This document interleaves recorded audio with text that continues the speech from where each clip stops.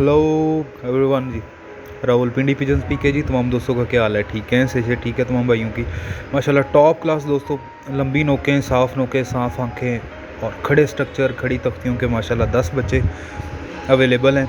Location Rawalpindi है दोस्तों। आपका बाएतमाद चैनल रावलपिंडी पिजन पीके। तमाम दोस्त जो है मेरे चैनल को सब्सक्राइब करें, लाइक करें अच्छे कबूतर परचेज़ करने के लिए।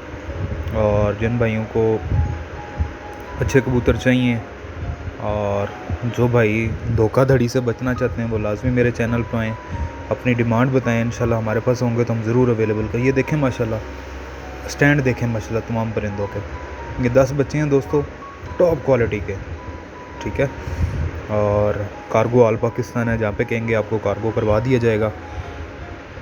और माशाल्लाह हर तरह की तसल्ली, जोड़, हड्डी, पल्ले, नोक्स, ये स्टैंड माशाल्लाह हर चीज़ तमाम दोस्तों को अवेलेबल है।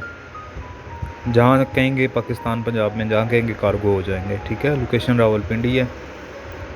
तो दोस्तों हंसते रहें, मुस्कुराते रहें और अपने भाई की रावलपिंडी पिजन्स पीके यूट्यूब चैनल, फेसबुक पेज पे मेरी वीडियोस लाइक करें, सब्सक्राइब करें। दुआ में याद रखें। बहुत शुक्रिया। अल्लाह हाफ़िज़।